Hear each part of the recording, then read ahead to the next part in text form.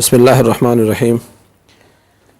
اللہ تعالیٰ نے جو قرآن مجید میں ارشاد فرمایا ہے، یا بنی آدم قد انزلنا علیکم لباسا یواری سوآتکم وریشا ولباس التقوی ذالک خیر۔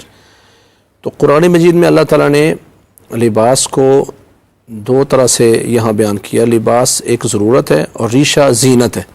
اللہ تعالیٰ نے دونوں چیزیں امت اسلامیہ کو دی ہیں۔ لباس بھی اللہ نے نازل کیا، اس کے احکامات بھی نازل کیے، اور زینت کے طور پر بھی چیزیں اپنائی جا سکتی ہیں۔ اس میں اسلام نے لباس کے حوالے سے بہت ساری چیزیں واضح کر دیں۔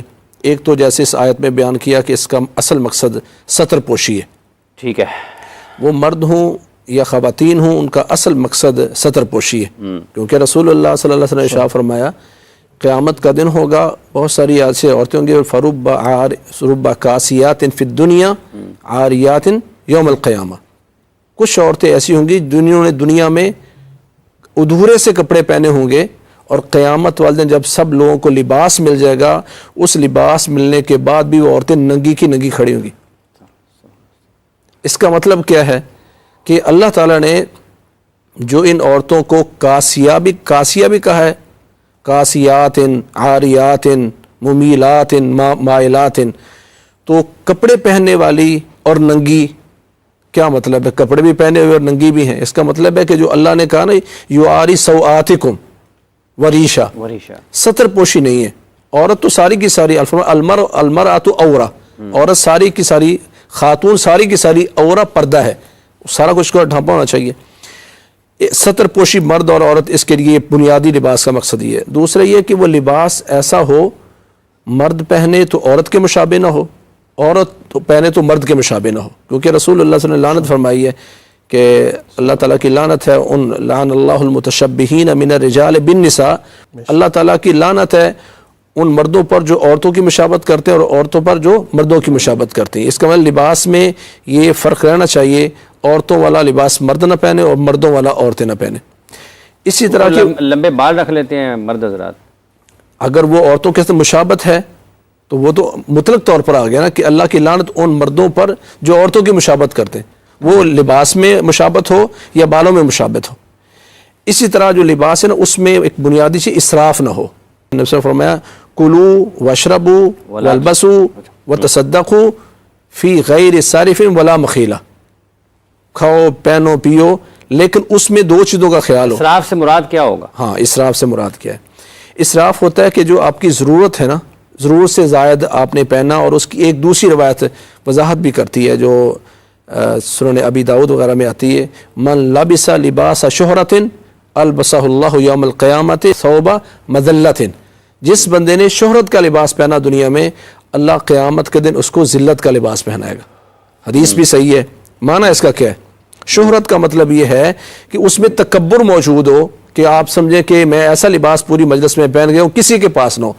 زینت اپنائیں، لیکن اگر اس میں تکبر کا عنصر آ گیا تو آپ نے وہی چیز جو 10,000 میں آ رہی تھی آپ نے 1 لاکھ میں لے لی، 2,000 میں آ رہی تھی آپ نے 20,000 میں لے لی۔ لوگوں کو ایک صحابی پر دبدبے کے لیے ایک حدیث صحابہ نے پوچھا بھی، یا رسول اللہ، ایک بندہ سمجھتا اس کا لباس اچھا ہو، اس کا جوتا اچھا ہو، فرمایا اللہ تعالیٰ خوبصورت ہے اور خوبصورتی کو پسند کرتا ہے۔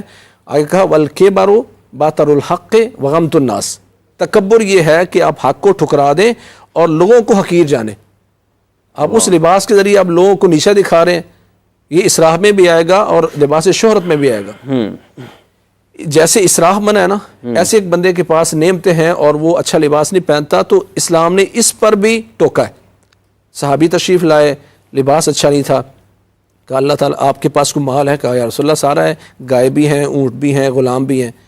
تو فرمایا فَلْيُرَ عَلَيْكَ، اگر یہ سارا کچھ ہے تو اس کا یہ نظر آنا چاہیے تجھ پر۔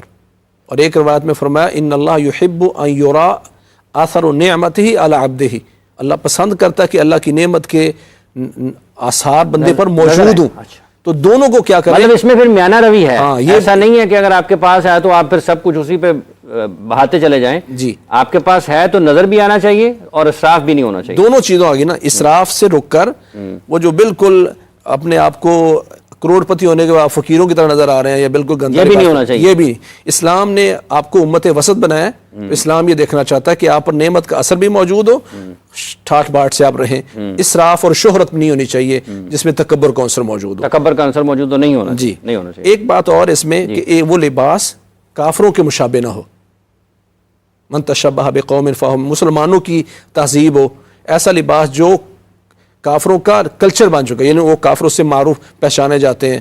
ہندوؤں کا کوئی لباس ہے جو وہ شادی کے موقع پہ پہنتے ہیں, ساڑیوں والا رواج ہے, یہ جو ہے نا یہ بھی منع ہے, چاہے وہ مرد پہنے یا عورت پہنے. ایک اور اس میں بات یہ ہے کہ اسلام نے یہ بھی پسند کیا ہے کہ عورت مکمل کی مکمل ڈھانپی ہونی چاہیے, اور مرد جو ہے اس کے ٹخنوں سے لباس اوپر ہونا چاہیے.